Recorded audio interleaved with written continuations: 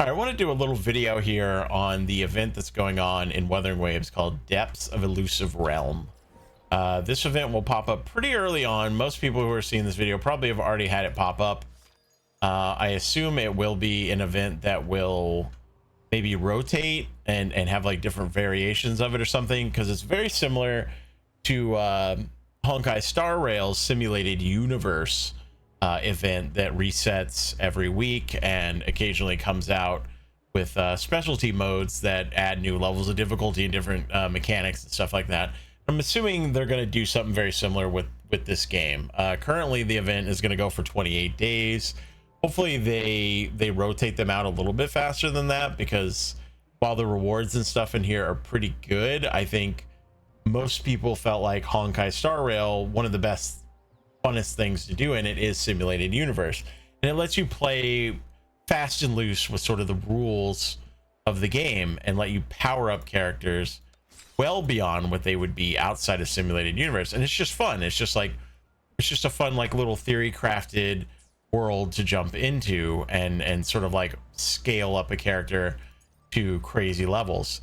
You've got a series of achievements here, again similar to Honkai, and then a evolution tree, as they call it in this, where you can purchase various passive upgrades that will increase your echo skill, your HP, the amount of refreshes you can do, the amount of HP you have, and so on and so forth. Just a bunch of passive increases that make you hit harder and die less, so that you can sort of work your way through the difficulties. Currently it goes up to level 70 in difficulty, though you, in my opinion, do not need to be the level of the difficulty in order to beat it. But if you just want to wait and grind and do it when you're more level appropriate, so it's a little bit easier, you totally can. I am doing the level 71, or I'm attempting to do it. I've only tried it once when I'm technically level 60, and I beat all of these when I was only level 40. So it can be difficult, but like if you get the right build and you're using the right setup, it's really not too bad. My recommendation on the lower difficulties, they do give you trial characters to pick from, which we could probably show that if we go to a lower difficulty. Yeah, see up here, they give you trial difficulty characters, or trial characters on the lower difficulties, which are perfectly fine to use. I've beaten some of these levels with the trial characters just because I wanted to try them out, such as using, you know, the limited 5-star that's available right now, just to kind of see how he scales in this mode. But you do not need the trial characters at all, and even now, as you can see, you get to the highest difficulty, you don't have the ability to even use a trial character. I think the MC is perfectly capable of clearing all of this. MC in this game is actually very strong. I highly recommend building him, especially if you're not pulling for a 5-star right now, or you didn't get lucky and pull for a 5-star or something like that, or you're saving your currency, whatever it may be. MC is perfectly fine, very strong, very much capable of carrying a team. And actually I would say he's very newbie friendly, because he's one of the easier characters to land parries and counters with. Also, something else I would recommend if you're struggling on a difficulty, or you're not that good at surviving or dodging or anything like that, pick the Bell-born Giacalone. I don't know if I'm saying that correctly, but essentially the ice turtle as your echo choice in the beginning. It's a very defensive, very survival oriented echo, and it scales just fine into pretty good damage. It's really not a problem, but it'll help you like stay alive. Eventually you can make choices like picking up Verena if you would like more healing and more survivability. Personally, I usually go for Danjin on this one, but you know, it's sort of up to you. And then you will get the first of several character buffs you will get to pick from, which are unique buffs that only exist in this mode. Personally, I like to pick Blade Returning here on the first one, but you know, you can kind of make your own decision on which one you want to go for. I am playing Spectro MC. Again, I think he's very strong, and I also think he's a little bit easier to land parries with than the Havoc version, but you could totally play Havoc as well if you would like. You can see here I'm not super powerful. I'm not like wiping these guys out like immediately at this point, but things are going to scale up very quickly if you get going. The nice thing about the ice turtle is once we start getting our power-ups, which I'll talk about here in a second, once we actually clear the level and you can see the selections that you get to make, is it is going to start giving you the ability to apply a shield to yourself every time you activate your echo, which is what is going to give you a lot of that survivability. So when you're looking at your echo, this over here is going to give you sort of a guidance on what type of powers you want to be looking for. In this case, he is mainly ice focused, as we already mentioned, and he has a little bit of a dip into some lightning slash electro action. So those are the powers you really want to focus on, because these power-ups are going to give you a lot. So we're going to go ahead and select get a shield when attacked. Again, we want to focus on shields. That is mainly what this character is all about, and we want to survive. We don't want to die. We want to make it through the run. So we will make that choice, which I think is very appropriate. When you select a character like Dan Jin as a support, that's all they do is act as a support. You don't actually swap to the character. They just sort of like pop in and do a quick attack. So be using those on cooldown because they do add a lot to your damage for minimal sort of interruption. You can use them to help cancel and stuff like that, since they really just sort of come in and do like an intro attack, but they don't give you like all the properties of having another character in the run. So you'll continuously clear through rooms. I've got the extra refreshes unlocked as well, so I'm gonna like roll and try to get a higher thing like this. Now cards like this, in case like this isn't obvious, all this does is give you 3 ice points. It doesn't give you any other kind of bonus, such as this one here, emergency call that gains you a shield when your HP is low. All this gives you is just 3 free ice points. Now this isn't bad, because you do need a lot of points, especially of the main element, in this case being ice, in order to unlock all the skills. And sometimes you can go through a run and not get all 3. I'm going to go ahead and take the one for this, because all I need is 1 more point to activate. As we mentioned earlier, the gain a shield when casting your echo skill. So now whenever I hit the Q, my echo skill will now give me a shield. Another thing I want to point out to look out for, I don't see one in this room, is the environment around you initially on the lower difficulties doesn't really pop up with extras, but as you move up in difficulty, they start popping up in the background. You'll start to have little things like hidden off to the side that can give you some extra bonuses. And I did want to talk a little bit about those in this video and make sure people were aware of that, because they are kind of missable, especially because they're not seemingly there in every difficulty, or at least maybe the chances of them showing up is much lower. I don't know. I never noticed them in the first couple of difficulties. But then when I did notice them, I was like, whoa, okay, this is quite nice. And they don't really call any particular attention to them. They don't tell you anything in like a tutorial, like, hey, look out for these or anything like that. They just sort of like are there. And you can see one actually on the screen over there, which we will now show. So you'll find these like little rocks with the little kind of runes on them. You'll have probably seen these in the overworld already.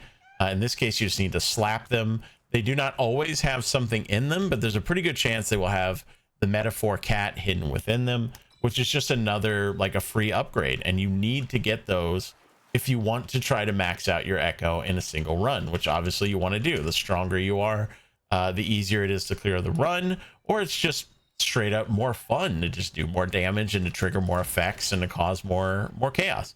But in that case, as you can see, there wasn't a metaphor in that one. So sometimes you get one, sometimes you don't, but keep your eye out for them, because there's usually 1 or 2 on just about every map, and they seem to generally be in the same location. You'll really get the hang of that as you go through the runs a couple of times. You'll learn where they're at, and you won't even have to look for them anymore. You'll just be like, yep, there's one over there. Like I can already see one over there in the corner. There's generally one there every single time. So there's not a lot of variance in that regard, which again is very similar to Honkai Star Rail. Once you get used to simulated universe, you pretty much know the layouts of all the maps and everything. And then, you know, every once in a while they add like some new stuff, but not that often. You know, it's more of like just a grind for materials and a couple of like free summons and stuff like that every once in a while. So I'm kind of hoping they do the same thing in this one, where they do occasionally mix it up and add like new realms and new stuff. They do weave a little bit of story in it as well when you're very first going through it. There's not a whole lot to it. I'm going to assume that they will also expand on that if they do future versions of this event. I'm going to sort of like take a shot in the dark and say that the developers are going to base that on feedback, or generally like how it's received. But a lot of things in this game are very much taking inspiration from MiHoYo games, right? Like they borrow a lot of concepts from Genshin and Honkai Star Rail, which I don't think is a bad thing. And then every couple of rooms you will get a boss battle. Generally, these are the same bosses you're going to be used to seeing out in the world. A lot of the same mechanics apply. You got to land your parries and stuff like that. And again, this is why I was recommending MC. I think he's very easy to counter / parry with. In this case, on this difficulty, it's the monkey that you'll fight every single time as the first boss. It's not a particularly hard fight, I don't think, but everybody's mileage is going to vary on this. Most of the mechanics are just land your parries. He goes on the thing. You just got to dodge through the ripples.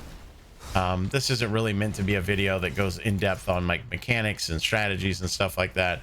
This is just to talk about the mode. But while we're fighting it and we're kind of showcasing the boss fight anyway, might as well talk about it, right? Again, keep using your assist off cooldown if you can. And just kind of like really like honestly with Spectro MC, like you don't even need good timing. Honestly, you can practically spam your attacks the whole time, especially on bosses like the monkey. I think that are very easy to counter. And you'll just counter like naturally. And because you're using the shield echo, you really don't even need to dodge if you don't want to. In a lot of cases, like you can just tank it with your shield and just eat it. Or if you think you're going to get hit, or you can't dodge a particular attack, or your timing just isn't there, just preemptively like pop your shield. Just keep that shield up.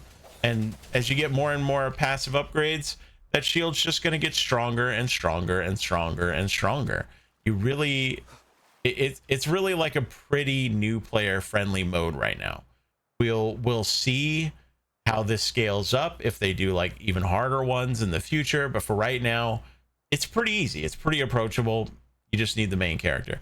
If you're playing the Ice Turtle, this is one of the better upgrades to get, in my opinion. When at full HP, all attacks trigger the shatter effect. This is a big damage jump for you, and you should be staying at max HP most of the time because you're going to be using that shield. If you're having trouble staying at max HP, make sure you're popping that shield on cooldown or anticipating mechanics that you have trouble with dodging or countering, and already have the shield up. The way you're not losing HP.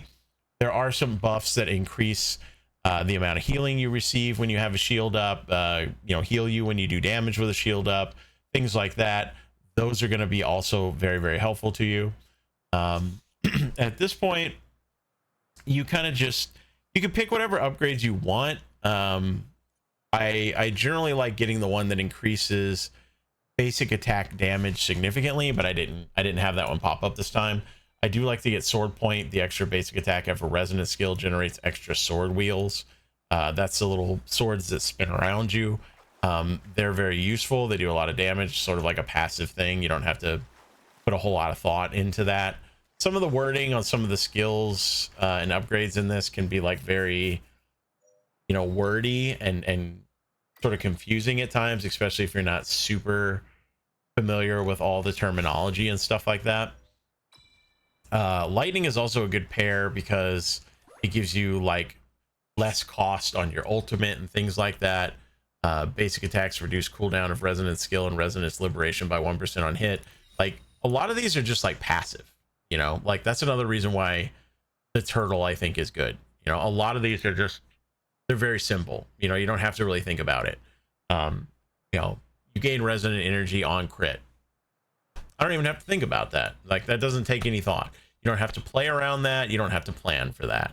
Gain a shield equal to 30% of max HEV that lasts for 5 seconds when a dodge is successful. This can be triggered every 5 seconds. It's not hard to land a dodge practically on accident, and boom, you just got yourself another shield. It's pretty straightforward.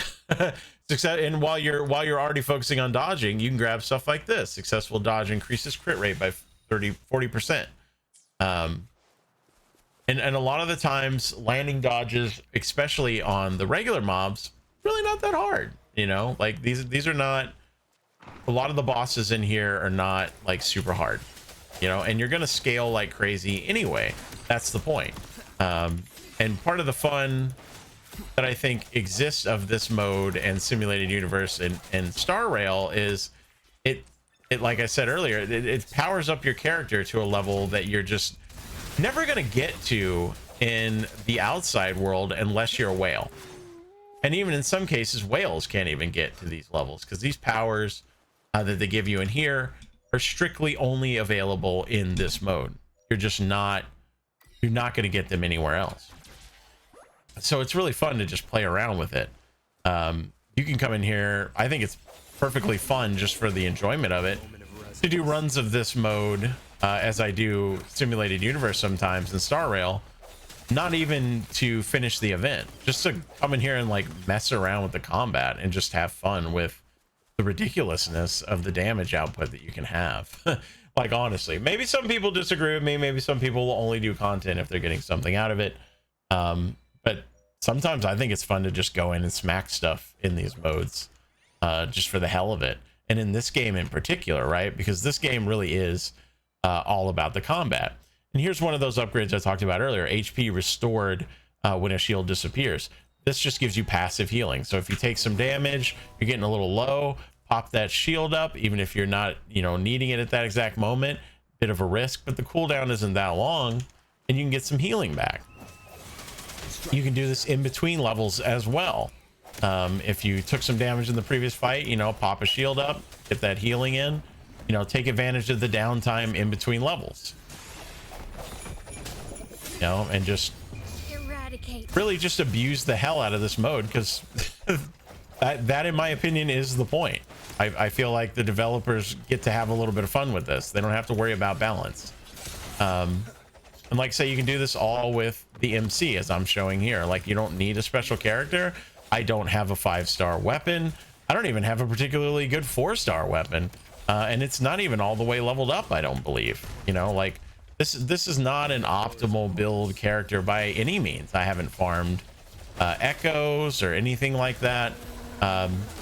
Anybody can come in here and do this with just a couple of, you know, good decisions on what echo upgrades and stuff you're going to pick.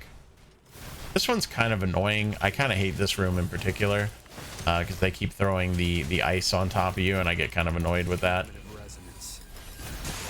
You know, but I'm not even doing like optimal combos or like anything like that. I mean, a lot of that revolves around having like specific characters and builds and teams. You don't really do that in here. You only play as one character with like 1 or 2 assists. So you don't even have to worry about like team synergy or, you know, hitting stuff in the right order or anything like that. I think it would be neat if they added multi-character runs in the future to further increase like the diversity of stuff you can do. But for now, it's just a single run, you know, which I think is fine, you know, just as like a starting point. Simulated universe, when it was first put into Honkai Star Rail, was also like very simple. It didn't really get more complicated until time went on and people had more interesting like character diversity and stuff like that, and they got to play more and more with the concept. Tertiary enemy recovered for attacks performed according to the amount of resonance. Resonance skill damage moderately increased. I like that better. And it really didn't take many runs at all to unlock all these passives so that I have extra roll ability and all that kind of stuff like that. It really didn't take long at all. it took a lot longer in Honkai Star Rail to max out your passive tree. I'm assuming they did that because this is a limited time event rather than an ongoing thing, even though it is going for quite a while. So I'm just going to assume like they just wanted you to be able to kind of blow through this and move on to other stuff. Again, I would like to see if the feedback is positive on this mode and the community seems to be in agreement. I would like to see a more long-term, more involved upgrade tree that takes like more time, maybe even a little more interesting than just passives, you know, just like, oh, you do more damage, oh yeah, more health. But you know, I know that they can't get like too crazy with it because they need the passives to be fairly, you know, fairly universal to the different types of characters. Some characters in Wuthering Waves are very ult focused, some are very auto attack or not auto attack, basic attack focused. Let's see. Resonance Liberation damage upgrade is a good one. I don't see the basic attack one still, unfortunately, which one I like to have, but I do like to get the resonance upgrade one as well. I don't really need to go to the restroom at this current time, so we're just going to skip through that and get more upgrades. Eradicate. As you can see, like you can really see like how we're scaling very fast. You know, it's a very fast progression if you get even a couple of the key upgrades, and it's honestly not hard to get them. You get them pretty consistently. Now, so already we're approaching like a level where we just erase things and the visual effects kind of get crazy with the Spectro build MC in particular, like you're seeing there, where stuff just almost like blinds you with the amount of like visual effect that is happening on the screen. We're not getting too much luck here on getting the ice and lightning ones we want, and that does happen sometimes. I wouldn't say like feel compelled to only pick ice or lightning, because there are very good ones of the other elements that are 100% worth getting. This is obviously a really good, any 3-cost one is very strong. When in full HP, attack, crit, damage dealt, everything is upped significantly. So again, we're looking to always be at max HP because we're a shield / defensive survivability build. So we should be achieving that most of the time, even if you're not like, you know, the best Dark Souls player that there ever was, because they really don't make it too terribly hard if you pick the right stuff. You know, like these things aren't even getting a chance to hit me. I'm straight CCing them and blowing them up. Like this is not me being super good at the game. You know, this is not hard. So like in this case, you've got resonance liberation damage greatly increased after casting a resonance skill. So this is your ult doing significantly more damage after you use your E, or crit damage greatly increased. So this is kind of one of those situations where it's like, what's more important? Do I want to like burst harder for more crit damage, or do I want to try and like hit this passive a little bit quicker? We do need 4 more lightning in order to try to hit it. And a lot of the times that capstone upgrade is very good, but we also need 11 more ice. That's a lot. We might not hit that in time. So, you know, don't just pick based on element. Look at what's popping up and think about where you are in the run and what's going to benefit you the most. And also keep track of the fact that, hey, we're on a boss room now. What do we want to have for this boss? You know, especially if you're still farming your passives, or you're stuck on a particular difficulty, you want to try and get more currency. You want to try and get more upgrades. You want to beat that boss. Make sure that you're doing the best that you can in order to keep that going. And then if it takes you a few extra runs as a result, because you're maybe not as good at the timing yet, or you haven't played a lot of these types of games like Devil May Cry, Dark Souls, whatever type of game, that's perfectly fine. You know, like that's why the event goes for like 30 days. Don't feel bad about the fact that you're not as good as somebody else, or that you're still learning, or you don't understand all the concepts of the game yet. That's perfectly fine. You know, but you know, make smart decisions and think about what it is you're picking from. You know, like just think about it. Like take a little time out. I find a lot of players that struggle in games, it's mostly because they're not taking the time to understand the decisions that are being made. They're just looking for a guide or looking for somebody to tell them exactly what they should do, but they don't understand why they're doing it. It's important to understand why you're doing it.